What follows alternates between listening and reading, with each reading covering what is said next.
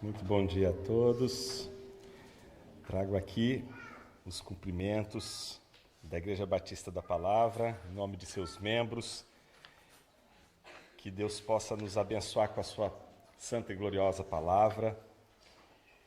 Eu queria já de antemão agradecer a oportunidade de, nesta manhã, não só poder meditar no texto da Sagrada Escritura, mas também poder, junto com os irmãos, cultuar o nosso Deus em adoração, cantando hinos que dignificam a Jesus Cristo, a sua palavra. Isso é muito encorajador. Eu fui muito abençoado no momento do louvor, estou sendo muito abençoado com a comunhão entre vocês e me sinto parte do reino de Deus hoje aqui nesta manhã. Estava ali, enquanto cantávamos, dizendo: Senhor, eu não sei se eu vou cantar mais uma vez com esta igreja algum dia, mas eu sei que no céu eu vou cantar com eles. Então hoje é um dia para mim muito significativo, e é sempre significativo quando a gente encontra o povo de Deus espalhado no mundo para cantar a palavra de Deus. Cantar a palavra, orar a palavra, ouvir a palavra, falar a palavra, ver a palavra. Tudo está acontecendo aqui nessa manhã. E que a gente possa agora, diante da palavra, ouvir o que Deus tem para cada um de nós. Eu tenho um grande desafio, e para um brasileiro isso é realmente um grande desafio. Eu tenho 50 minutos, para expor Salmo 119. Joel, que é muito caridoso, diz: Jonas, nossa igreja está acostumada a ouvir a palavra. Você pode ter mais de 10 minutos, se você assim desejar. Pretendo não usar esses 10 minutos, pretendo permanecer nos meus 50 minutos, mas vocês já sabem, irmãos, é Salmo 119. Eu não vou ler o Salmo 119 inteiro, porque se eu vier a fazer isso, talvez já dê o tempo dos 50 minutos. Falo isso especialmente porque alguns de vocês já, pelos sorrisos, pelas reações, já perceberam que eu preparei uma arapuca para mim mesmo, não é? Uma armadilha para mim mesmo. Porque alguns de vocês já sabem que estamos diante do maior salmo da Bíblia. Não é? São 176 versículos. Então, aqueles que vão abrir agora já e nunca, talvez, tenham lido este salmo, estejam agora em completa intercessão. Né? Oração, ou pelo pregador, ou por si mesmos. Né? Enfim, o salmo é realmente extenso. É realmente extenso. E, sem sombra de dúvida, seria uma delícia se a gente pudesse ler esse salmo inteirinho e, na sequência, meditar por 3, 4 dias sobre ele. Mas não é o caso. Um dia isso vai acontecer, mas não hoje. Hoje nos resta 50 minutos. E o que a gente faz com 50 minutos diante de um salmo tão glorioso? A gente precisa fazer algumas opções. Há textos na Bíblia que são assim. Quando o pregador vai expor, ele já sabe que ele precisaria de muito mais tempo. E é nessa hora que ele pede para que Deus faça milagre da multiplicação dos minutos, dos segundos. Não é? Porque ele sabe que ele está diante de um texto significativo e que, como todos os outros textos da Bíblia, é um texto maior do que o pregador. Ele não está lidando com algo que ele consegue cuidar com tanto controle assim. É o contrário. Todo o texto da Bíblia faz assim com o pregador. Joga ele para cima, joga ele para o lado, porque o texto é maior do que o pregador. E quando a gente se encontra diante de um texto glorioso, a gente percebe, pela cautela do texto, o como esse texto é rico e como a igreja será abençoada se ela perceber a grandeza desse texto. Então, minha grande missão aqui não é expor esse texto de uma tal forma que eu possa esgotá-lo. Eu quero apenas convencer você, nesta manhã, o quanto valerá a pena você separar dias para meditar sobre este salmo. E existem duas maneiras que a gente poderia fazer isso em 50 minutos. E eu vou lhes dar uma imagem para que isso fique mais fácil. nós podemos explorar uma floresta de duas maneiras. Entrando na floresta, e se a gente entra na floresta, a gente vai se perder no meio dos detalhes daquela floresta, certo? Porque a gente está conhecendo a floresta por dentro. Então a gente vai ter uma visão de coisas muito precisas, muito claras. E a gente vai percorrendo aquela floresta por dentro. Mas esta não é a única maneira de ver uma floresta. A gente pode ver uma floresta de dentro, como a gente pode ver uma floresta de cima. A gente pode, sei lá, num helicóptero, numa sei lá, situação privilegiada, observar de um ponto mais alto a floresta. E aí nós conseguimos perceber aquilo que não perceberíamos se estivéssemos dentro da floresta. É tão importante a visão de dentro como a visão de cima. Eu quero lhes oferecer hoje uma visão de cima. Eu não vou mergulhar nessa floresta e caminhar com você por esta impressionante floresta, para que você perceba a riqueza dela por dentro. Eu quero mostrar a riqueza dela de cima, para que você enxergue o Salmo 119 de cima e possa, vendo o Salmo 119 como uma grande floresta, dizer: agora eu quero entrar nesta floresta dentro e eu quero conhecer essa floresta melhor. E aí, assim, você conhecer a floresta de uma outra maneira. Então nós vamos sobrevoar o Salmo 119. Percebo que alguns irmãos nesta manhã, neste exato momento, fizeram assim, ó. Ufa. Então teremos uma visão panorâmica. Muito bem. Este salmo é um salmo muito curioso, porque ele é um salmo que a gente usa para dizer que ele é dividido em versículos, mas também em versos. Versos porque é uma poesia, versos porque ele é um texto poético, versos porque ele se preocupa com a sonorização e com a memorização. Ele é como um acróstico, aquelas palavras que a gente usa para iniciar frases e memorizar. Muitos aqui no Brasil a gente usa esses acrósticos, sobretudo para a tabela periódica dos elementos, quando vai estudar química. E aí a gente pega todos aqueles símbolos dos elementos químicos e inventa palavras para a gente poder memorizar o que aqueles elementos químicos significam, poder fazer bem a prova. A gente vive fazendo isso, isso é cultural, todas as culturas têm recursos acrósticos, recursos mnemônicos, recursos da memória. Antigamente, os povos antigos, pensa aí, por exemplo, na Grécia arcaica, o que seria compatível às Lusíadas para os portugueses, não é? A Ilíada, a Odisseia de Homero, aqueles textos todos eram textos feitos com versos, preocupados com a sonorização, porque muito antes de existir o texto escrito, aquele texto era memorizado. Então, o poeta, o Aedo da Grécia Antiga, decorava e ensinava todos os seus educandos, não é? Como um pedagogo, a decorar aquela história para que o povo aprendesse a sua cultura a partir daquela história. Então, antes de Odisseia, da Ilíada, ter sido escrita, estas obras foram memorizadas. Na antiguidade, os povos memorizavam seus textos para que aqueles textos pudessem ser usados no dia a dia, na vida como um todo. E se eu dissesse para você que o Salmo 119 foi feito para isso? Alguns irmãos aqui começam a suar frio. O Jonas vai pedir na sequência para que a gente decore o Salmo 119. Mas você já não decorou? Ou seja, o Salmo 119 é para ser decorado. Porque ele é aquele salmo que, quando nos falta o papel, não nos falta o coração. Ele foi decorado. Ele está gravado num outro suporte, que não é o livro, mas é o nosso coração. O povo da Bíblia sabia que decorar as palavras de Deus era ter uma fonte de segurança, de firmeza, de apoio, de sustentação, quando nos falta tudo, até mesmo o livro. Não poderíamos ficar sem a palavra de Deus e por isso não podemos confiar apenas nestas palavras impressas em papel, em papiros.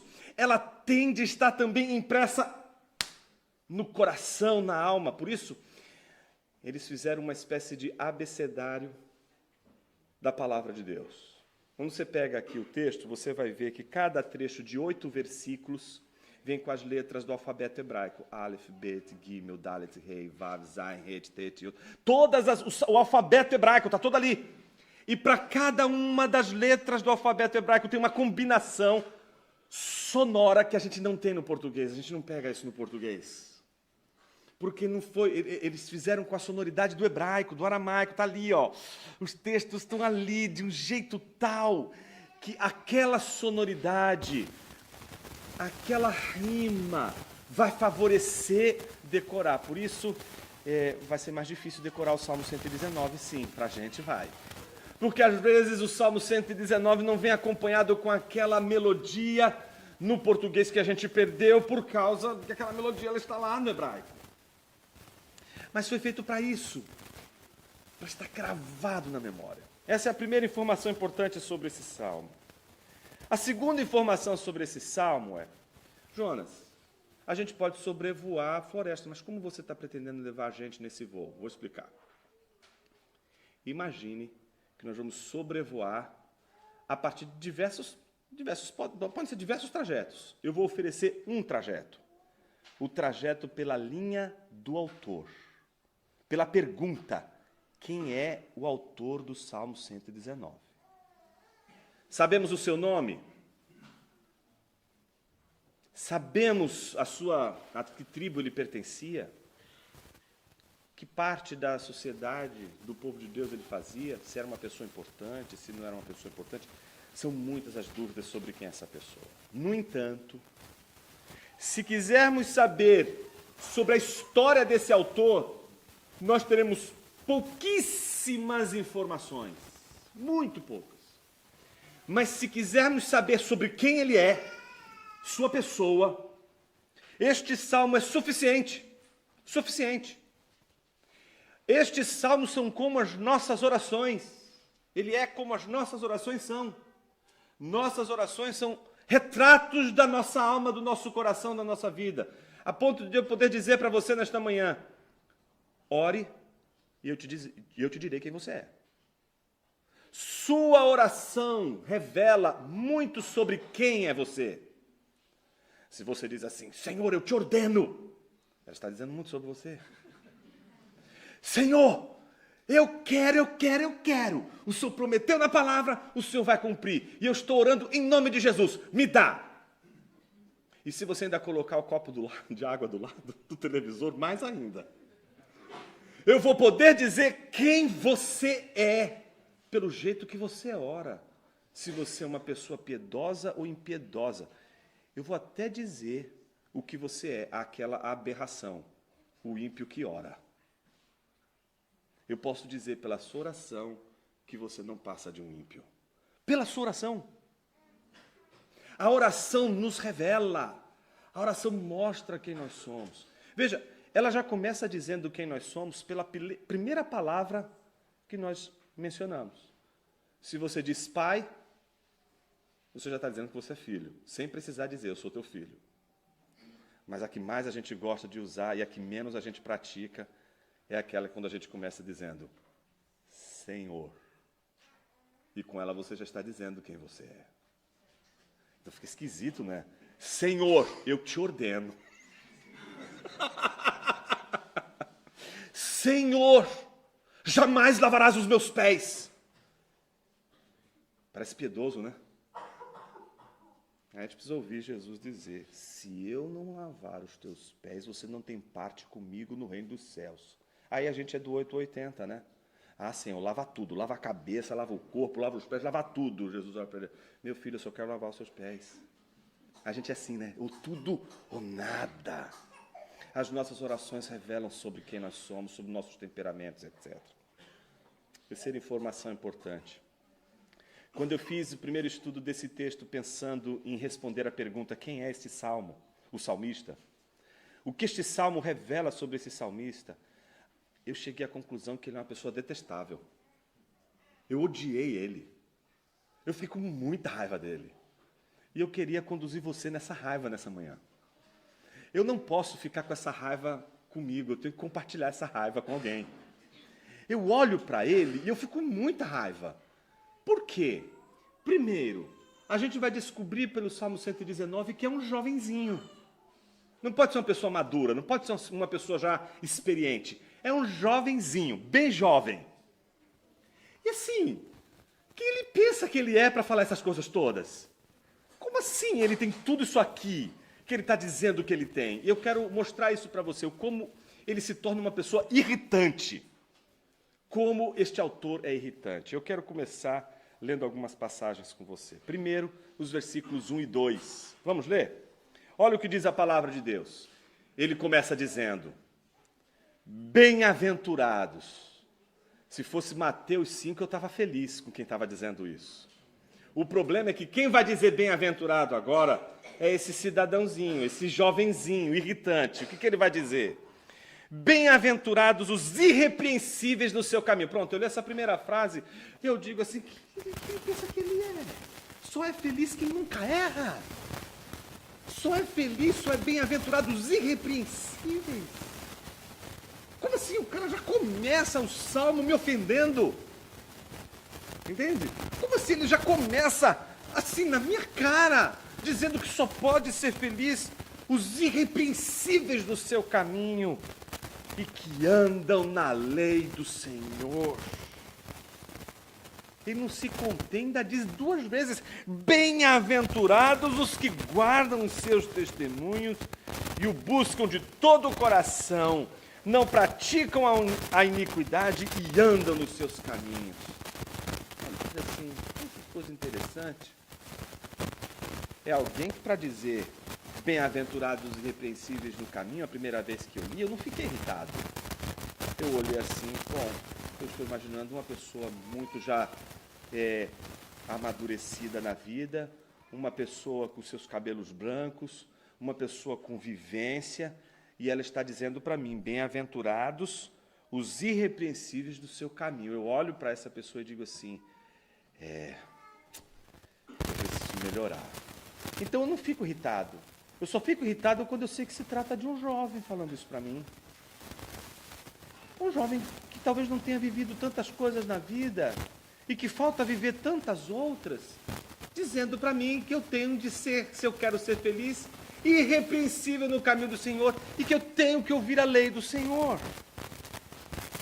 Não bastasse isso, versículo 10, ele diz, de todo o coração te busquei, não deixes que eu me desvie dos teus mandamentos. Olha como ele está falando dele, né? Quem está falando dele? Tinha que estar falando de Jesus, você fala de Deus, vamos falar do Senhor, vamos falar da promessa, vamos falar de... Por que ele está falando dele? É tão estranho quando a gente vê uma pessoa orando e falando de si mesmo, não é? É uma coisa assim, que no mínimo faz você ficar assim, poxa, mas por quê? Mas de repente ele está dizendo, versículo 10, de todo o coração te busquei. Olha, se eu digo para você, olha, eu busquei a Deus de todo o coração, é uma coisa, certo? Porque eu estou falando para você que eu busquei a Deus de todo o coração. Olha a petulância, ele olhando para Deus dizendo, eu te busquei de todo o coração. E Deus precisa saber? Ele já sabe, você não precisa falar isso para ele. Então, eu estava muito irritado quando eu li pela segunda vez, porque eu descobri que era um jovenzinho. Por que eu descobri que era um jovenzinho? Veja só, versículo 9 a 11. De que maneira poderá o jovem guardar puro o seu caminho? Observando segundo a tua palavra. De todo o coração te busquei. Está vendo? Ele é um jovenzinho. E está dizendo para a gente o seguinte, como o jovenzinho pode guardar o seu caminho? Não é? Se ele observar, se ele obedecer, se ele seguir os mandamentos de Deus, se ele seguir a lei de Deus, se ele for obediente à palavra de Deus. Aí ele vem e diz, eu busquei ao Senhor de todo o coração. Mas você é arrogante demais. Como assim esse sujeito vai falar isso na minha cara agora? Eu sei que o jovem tem mesmo que buscar o Senhor, mas quem é ele para falar que buscou de todo o coração e que agora está observando as leis do Senhor? Como assim? Então veja, parece que num primeiro momento esse jovem vai mostrar para a gente que é preciso, para ser feliz, não é? Ter um caminho irrepreensível. E para você ter um caminho irrepreensível, você tem de ter em alta conta a palavra de Deus. Você tem de ouvir a palavra de Deus, de obedecer a palavra de Deus. E ele está dizendo, o jovem, se quer alcançar isso, ele vai de todo o coração observar, buscar a Deus e observar a sua palavra. E eu estou buscando a palavra, diz o jovem. Não bastasse isso, este jovem, no versículo 16, diz o seguinte: terei prazer nos teus decretos, não me esquecerei da tua palavra. Aí eu começo a ficar menos irritado com ele. E eu começo a olhar para ele e digo assim, puxa, eu acho que ele é alguém muito apaixonado. É como todo jovem que descobre uma coisa extraordinária. E aí é aquela emoção, sabe? Aquela paixão, aquele amor, aquela entrega. Eu olho para ele, já não fico com tanta raiva assim. Eu olho para ele assim, ele está falando dessas coisas. Porque realmente a palavra de Deus, quando a gente busca e tem entendimento, é tão glorioso isso. Quando a gente busca a Deus e encontra Ele na palavra, eu sei o que Ele está falando. Eu sei deste prazer, é prazeroso. E a gente começa a falar assim, bom, tá... Pode ser que ele seja um pouco inexperiente, mas ele tem muito amor pela palavra. E onde estaria a inexperiência dele? Esse negócio de dizer, só serão felizes os irrepreensíveis. Porque a gente faz uma leitura simplesmente da nossa vida no domingo, todo domingo, quando a gente vai fazer as nossas confissões coletivas, no culto a Deus, dos nossos pecados, como a gente fez hoje, agora há pouco, que a gente confessa os nossos pecados. A gente olha e diz assim, Senhor, como eu posso me manter irrepreensível com todos os pecados que estou confessando hoje diante do Senhor, pecados que não podem deixar de ser tratados e etc. Mas do outro lado, ao mesmo tempo ele é um jovem que tem prazer na lei do Senhor, que busca a lei do Senhor. E aí a gente começa a pensar, puxa vida, acho que tem alguma coisa nesse jovem que eu preciso parar para ouvir. O que será que ele está querendo me dizer? Vamos para o versículo 18 e ele diz, desvenda os meus olhos para que eu contemple as maravilhas da tua lei. Não parece ser alguém que está confiando em seu próprio olhar. Não parece alguém que está fazendo o movimento de conhecer a palavra de Deus com suas próprias forças.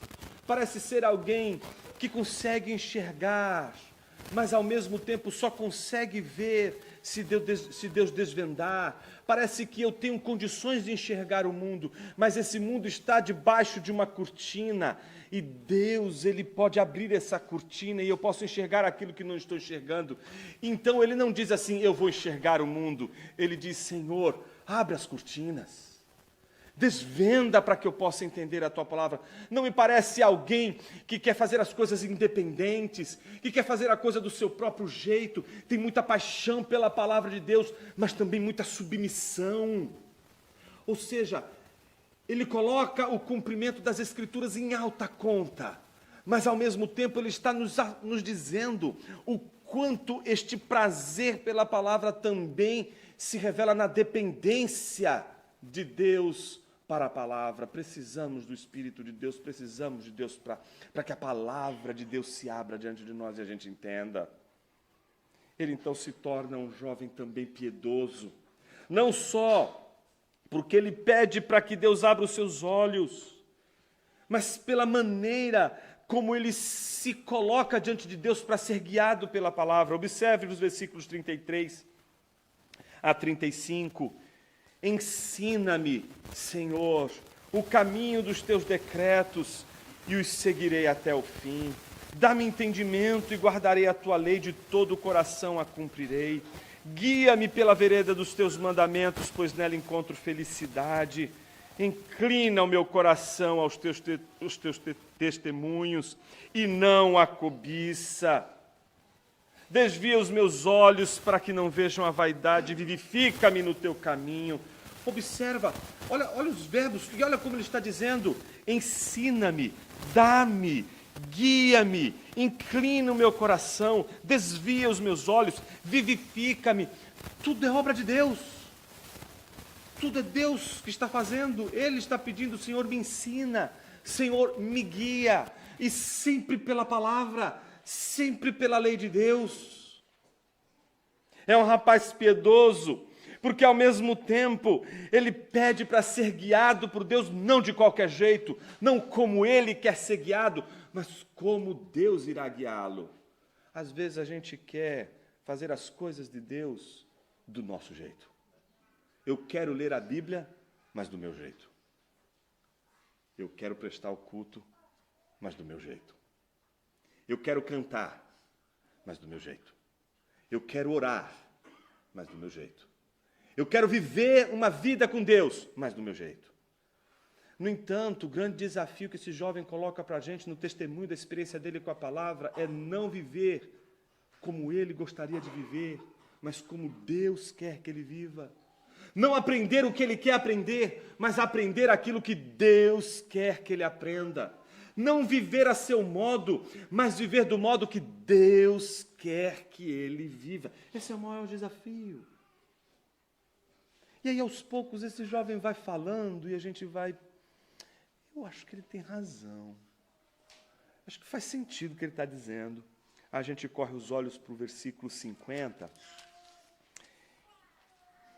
E aí a gente pergunta assim, será que esse jovem vai permanecer desse jeito, no meio da angústia, no meio das aflições da vida, no meio das... Porque uma coisa é você fazer teologia, uma coisa é você fazer a teoria da oração, a teoria da confiança na palavra. É muito bonito esse discurso, então, na nossa luta com esse jovem. Tá, mas ele é jovem. Será que ele sabe o que enfrentar as lutas da vida? Será que ele sabe o que enfrentar os grandes problemas existenciais que uma pessoa passa? Ele é muito jovem, será que ele vai manter-se assim em meio às aflições? Observe os versículos 50 e 51. O que me consola na minha angústia é isto, que tua palavra me vivifica. Os soberbos zombam continuamente de mim, mas eu não me afasto da tua lei. Nessa hora eu fico irritado com ele, porque eu estava zombando dele. Eu digo assim, como assim? Como assim você está falando comigo agora? Eu estava zombando de você e agora você está dizendo exatamente isso, que eu sou soberbo. Não é isso que o texto está dizendo? Os soberbos zombam continuamente de mim. E é isso que eu estava fazendo. Eu estava a zombar dele, dizendo, imagina se ele fosse um pouquinho mais velho, se ele tivesse um pouco mais de vivência, será que ele falaria essas coisas? Será que em meio às grandes dificuldades da vida, ele continuaria dizendo, tua palavra me vivifica? E aí, de repente, agora ele está me chamando de soberbo, eu começo a ficar irritado de novo com ele. E eu começo a olhar para ele dizendo assim, rapaz, eu acho que esse cara aqui não é crente, não. Está me chamando de soberbo, como é que pode me chamar de soberbo assim? Eu estou aqui do outro lado do planeta, ele nem vivo mais está. Corro os olhos e vejo que ele está sob intensa humilhação. E descubro que os zombadores estão sendo terríveis com ele. Observe os versículos 89 a 91. Para sempre, ó Senhor, a tua palavra está firmada no céu. A tua fidelidade se estende de geração em geração. Fundaste a terra e ela permanece. Conforme os teus juízos, assim tudo se mantém até hoje. Porque todas as coisas estão ao seu dispor. Se a tua lei não tivesse sido o meu prazer, há muito eu teria perecido na minha angústia. Nunca esquecerei dos teus preceitos, pois é por meio deles que tens dado a vida, que me tens dado vida. Sou teu, salva-me, pois eu busco os teus preceitos. Os ímpios me espreitam para me destruir, mas eu considero os teus testemunhos. Tenho visto que toda a perfeição tem o seu limite, mas o teu mandamento é ilimitado. Ele está sob intensa pressão. há ímpios que estão perseguindo, há ímpios que estão tentando destruí-lo. Ele sofre a angústia desses ataques que vêm de fora. E ele está dizendo que mesmo diante dos ataques que ele tem sofrido dos ímpios, ele tem permanecido confiante na palavra do Senhor, que está firmada no céu. Não apenas isso. O versículo 97, ele vai revelando que é um jovem muito amoroso. Olha só o versículo 97. Quanto amo a tua lei, é a minha meditação todo dia. Aí eu olho assim, mas como assim ler a Bíblia todo? Duvido. Como assim uma pessoa pode ler a Bíblia todo dia sem parar? Ainda jovem. Se fosse mais maduros, eu acredito que eles leem a Bíblia todos os dias.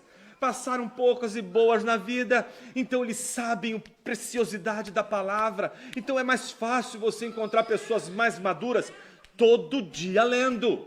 Elas têm experiência, elas sabem as coisas da vida. Então por isso você vai ver os mais velhos lendo a Bíblia muito mais do que os mais jovens. Mas como assim? Um jovem lendo a Bíblia todo dia? Quem ele está querendo enganar? Mas não. Ele está dizendo o motivo pelo qual ele lê todos os dias. Quanto amo a tua lei. O teu mandamento me torna mais sábio do que os meus inimigos, porque eu o tenho sempre comigo. Compreendo mais do que todos os meus mestres. Eu parei nessa hora e falei, não. Como assim? Ele estava falando dos soberbos. Estava me xingando, dizendo que eu era um soberbo, que estava zombando dele. E agora ele diz que compreende as coisas mais do que os seus mestres. Não somente isso.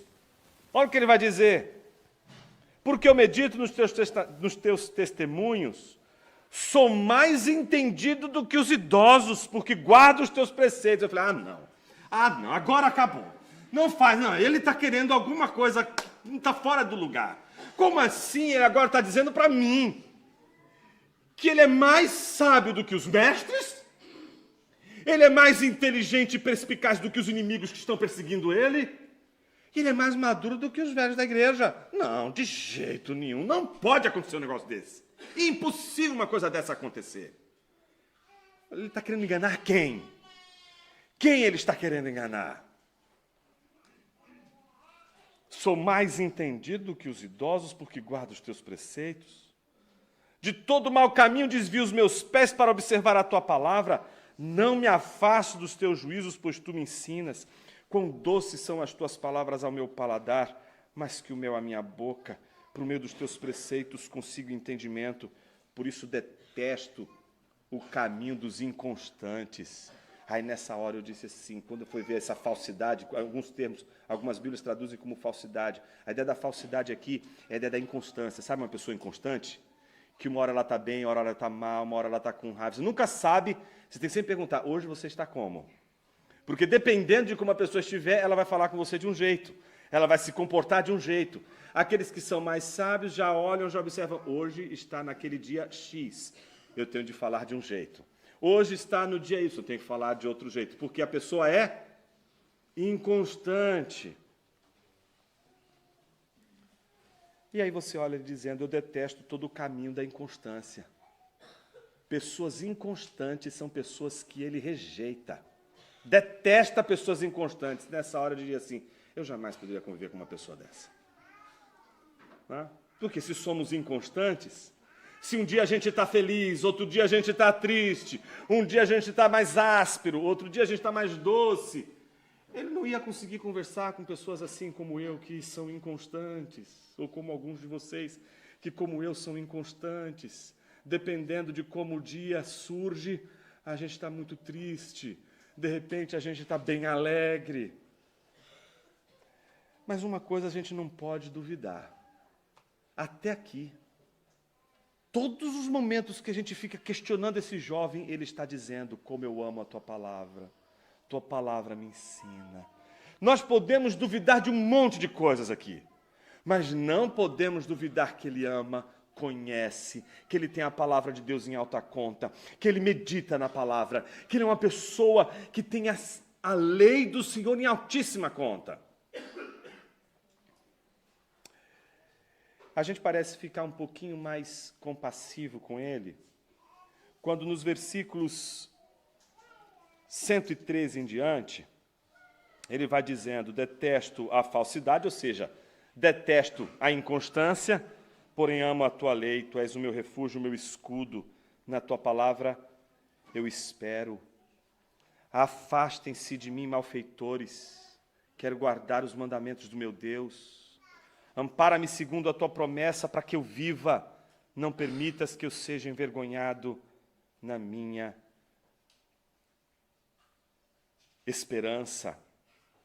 Observe agora, na mesma sequência, o contexto que vai adiante, o do 127 ao 128, amo os teus mandamentos mais do que o ouro refinado, por isso considerem tudo, retos todos os teus preceitos, e detesto todo o caminho de falsidade.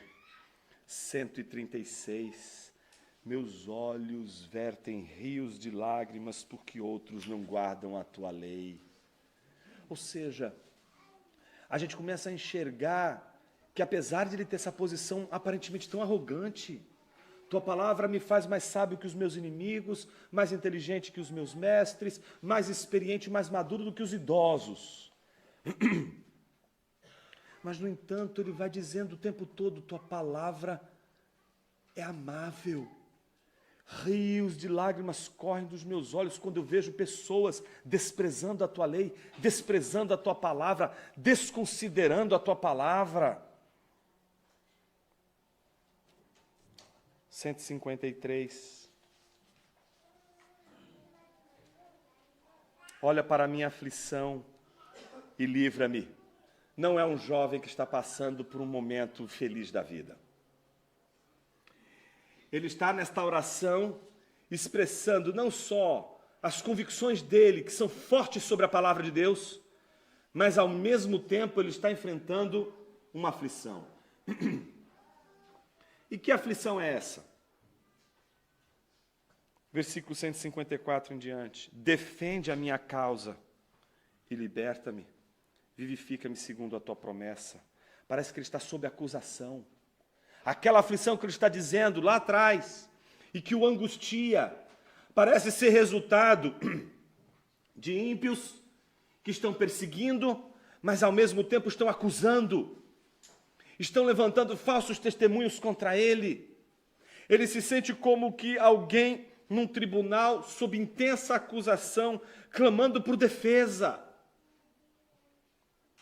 Versículo 155, a salvação está longe dos ímpios, pois não procuram os teus decretos.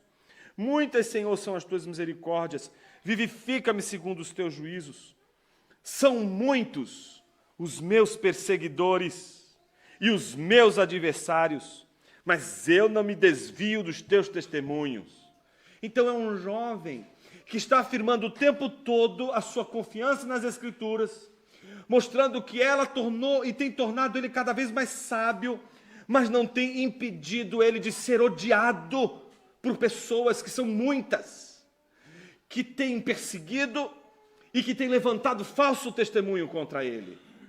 E ele está dizendo na sua oração o quanto estes perseguidores têm sido implacáveis, mas ao mesmo tempo a oração deste jovem é a oração de alguém que está dizendo, mas Senhor, eu confio na tua palavra, vivifica-me pela tua palavra, me torne vivo pela tua palavra, revigora-me pela tua palavra.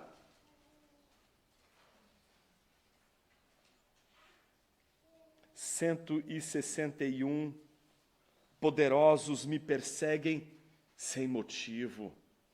Aí a gente para e diz assim, sem motivo? Eu já comecei esse salmo com vontade de me juntar a esses perseguidores teus. Sem motivo? Imagina, não parece aquele tipo de coisa de gente linguaruda que fala muito? Tipo José? Sabe, podia ter ficado quietinho, mas eu tive um sonho. E no meu sonho, todos vocês serão meus servos. ficar quietinho, né? Porque o que acontece? Se ele ficar quietinho, os irmãos iam ficar em paz, não iam perseguir ele, não iam para cima de José, certo? Uma das coisas que José vai aprender ao longo da vida é a domar aquilo que Tiago, capítulo 3, diz que é indomável, a nossa língua. Eu olho, quando eu chego aqui, poderosos me perseguem sem motivo, eu baixo meus óculos, olho para eles assim, hã? Sem motivo? Só de ler esse salmo eu já tenho vontade de me unir a eles. Você acabou de dizer que você é mais sábio do que os idosos, do que os inimigos, do que os seus mestres. Olha como você foi arrogante aqui. Tem motivo, sim. Alguém deve estar perseguindo você com motivo. Você pode não ter falado, mas alguma coisa você fez. Então a gente fica discutindo com ele, né? Mas aí ele vem e responde. Mas o que o meu coração teme é a tua palavra. Ai, que jovem complicado. Eu tenho vontade de jogar ele na fogueira.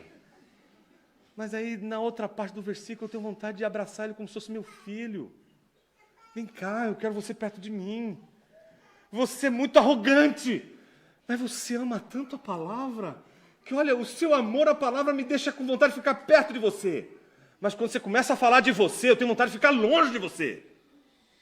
Você é uma pessoa que me provoca muitas reações. Eu tenho vontade de ficar perto, mas tenho vontade de sair de perto de você. Alegro-me nas tuas promessas, como quem acha grandes despojos. Odeio e detesto a mentira, mas amo a tua lei. 7 vezes por dia eu te louvo pela justiça dos teus juízos. Eu digo, mas você precisava falar que eram 7 dias, 7 vezes no dia? Você não falou simplesmente que você simplesmente louva, porque você tem que falar. Olha, orei 7 vezes essa semana. Típico do jovem, né? O jovem vai mostrando serviço, né? Olha, eu fiz muita coisa. Os mais velhos chegam e dizem assim, para que você fica falando isso? As nossas ações dizem tudo. Então, por isso que a gente vai lendo esse salmo, e a nossa sensação é ambígua com relação ao salmista, né? Porque ao mesmo tempo que a gente admira essa força da natureza que ama a palavra, forte, poderosa nesse jovem, que ama a palavra, ao mesmo tempo se olha e diz assim, mas se ele fosse tão assim, sábio, ele não falaria o que ele acabou de dizer. Tenho mais 10 minutos. 169.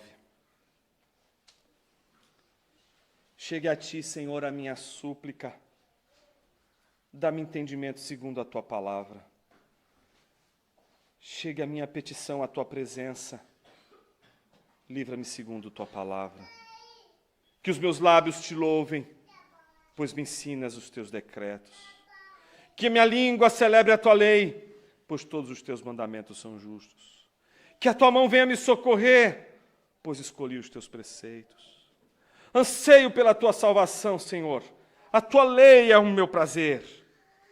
Que eu possa viver para te louvar e que os teus juízos me ajudem.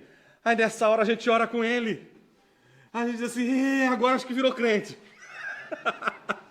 Agora eu acho que sim, chegou. E a gente ora junto com ele. E diz assim, que coisa gloriosa, que passagem linda.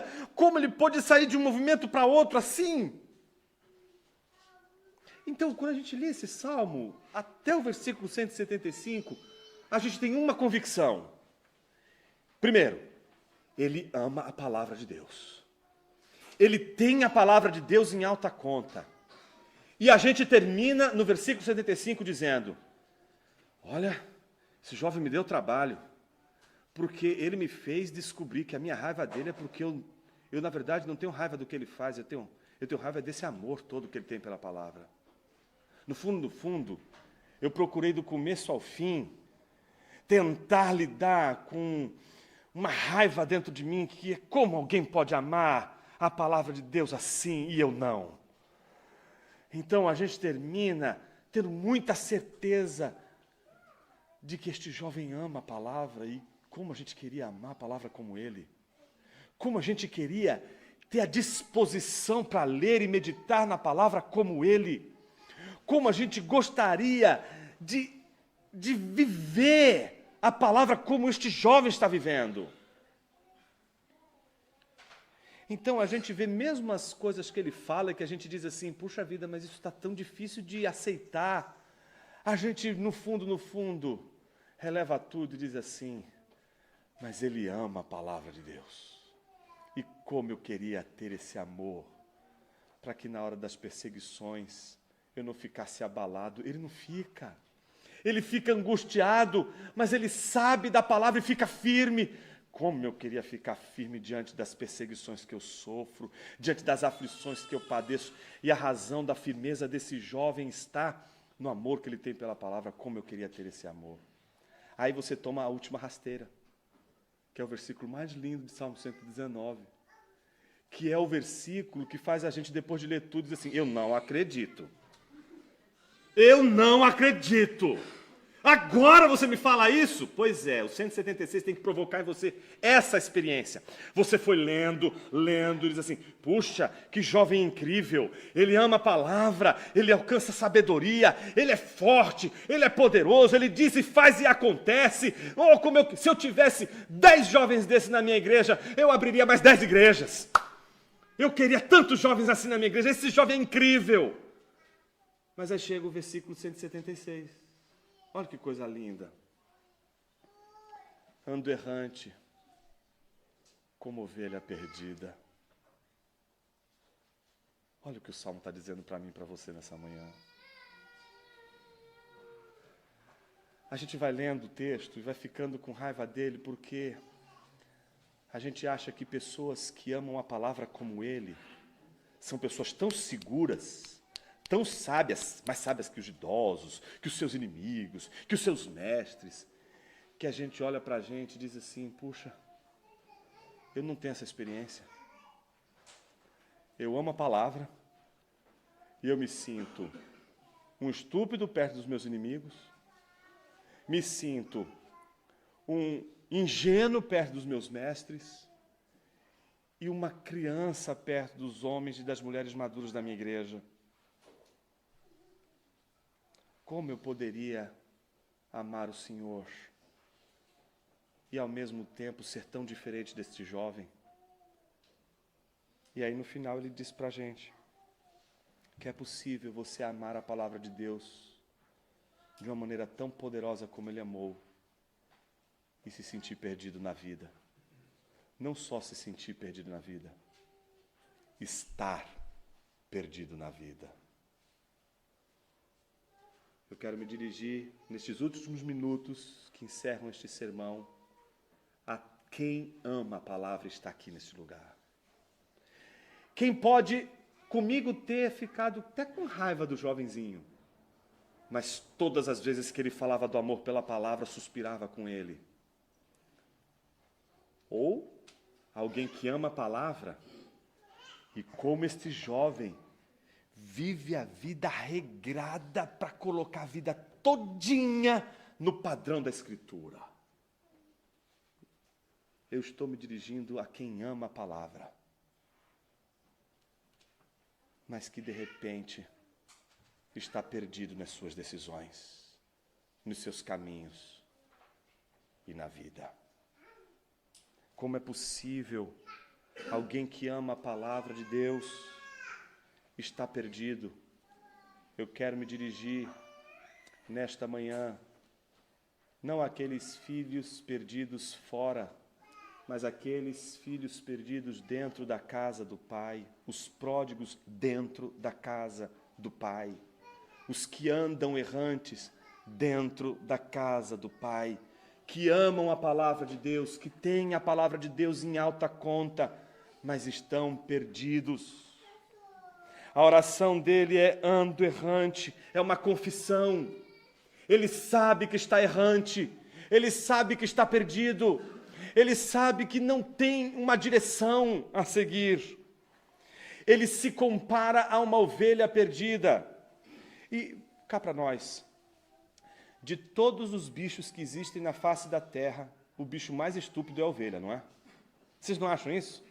Porque a ovelha é o animal mais desmemoriado, que menos tem memória. Um cão vai conseguir dar a volta por faro inteira e voltar para sua casa. Você entende isso? Porque tem a memória.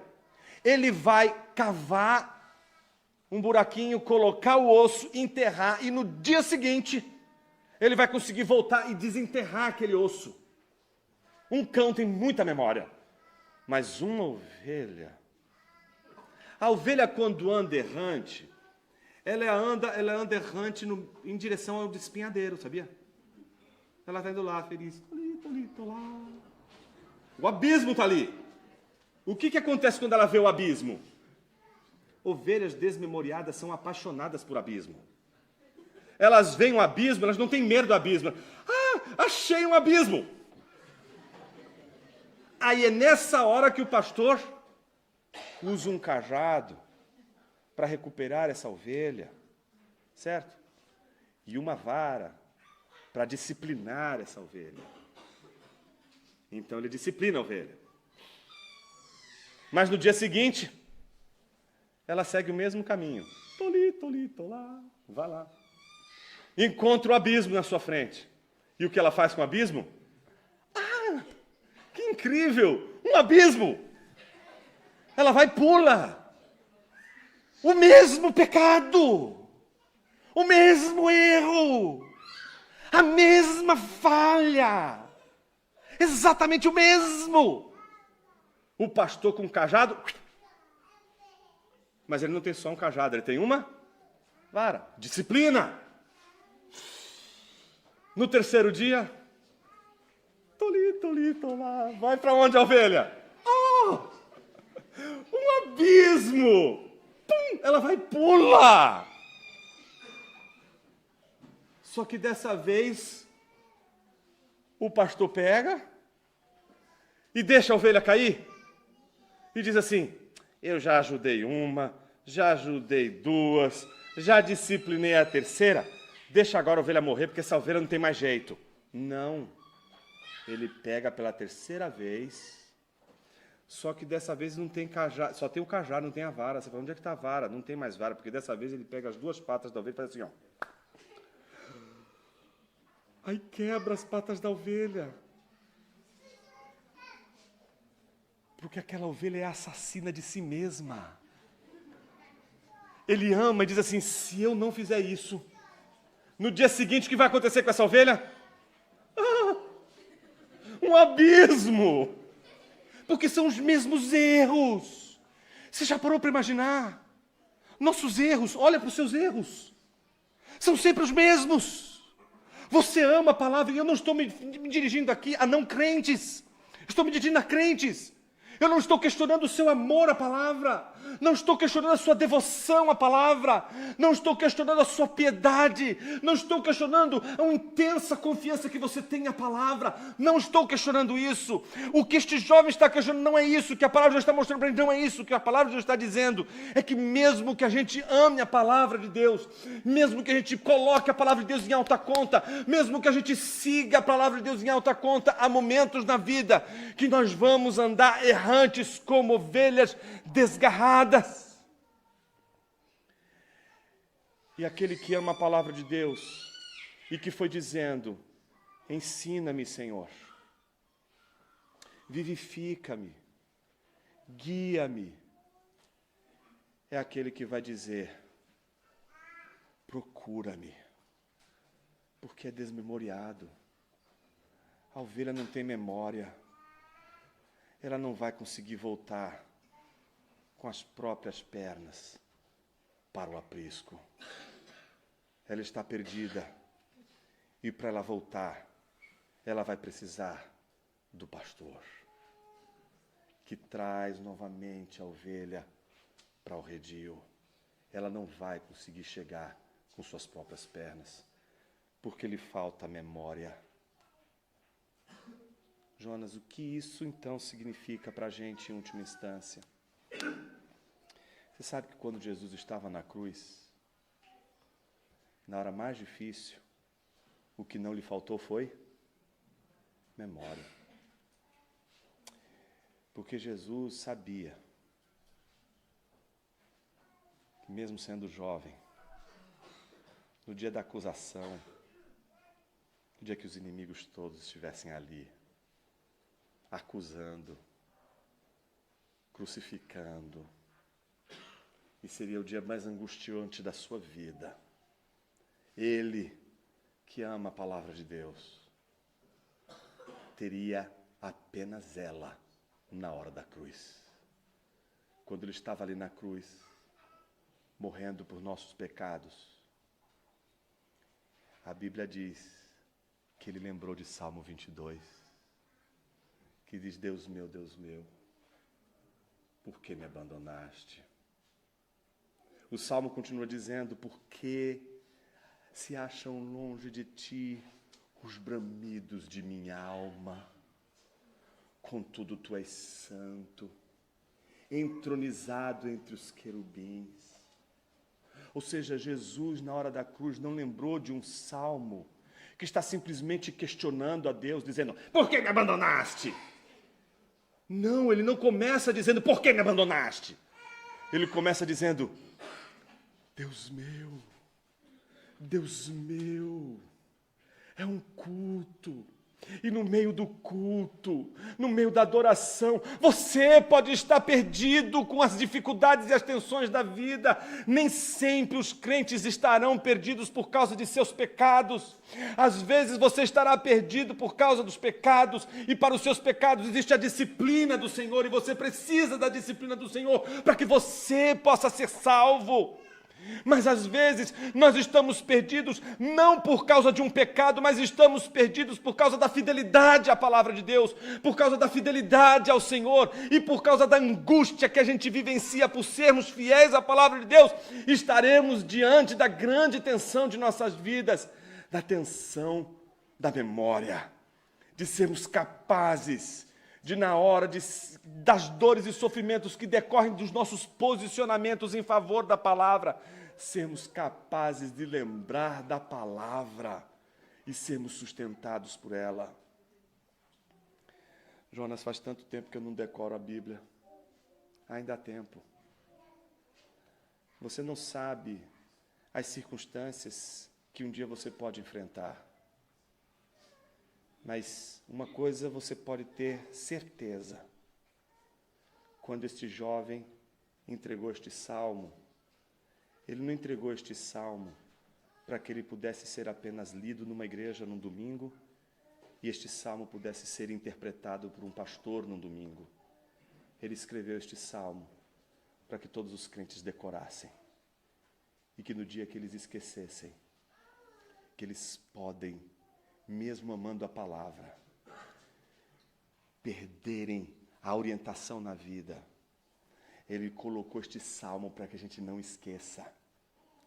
Procura o teu servo, porque ele não esqueceu dos teus mandamentos. É uma só coisa que ele nos ensinou nessa manhã. Você tem memória? Se hoje te tirarem tudo, estará no teu coração a palavra de Deus gravada? E esta palavra que está gravada em seu coração poderá vir à tona e te fortalecer, como fortaleceu nosso Senhor na cruz. Jesus é o nosso Senhor. Ele é aquele que na cruz morreu, não só para nos salvar dos nossos pecados, mas para nos fazer sempre entendermos que não há salvação se não for por meio dele. Por isso, toda a nossa memória está ligada às Escrituras e ao que Jesus fez. Jonas, eu hoje estou ouvindo a palavra pela primeira vez. Chegou a hora de você curvar seu coração diante desse Senhor e dizer: Jesus, me ensina a tua palavra. Ah, Jonas, eu já conheço a palavra. Chegou o dia de você dizer: Senhor, ensina-me a tua palavra. Eu queria orar com você nesta manhã.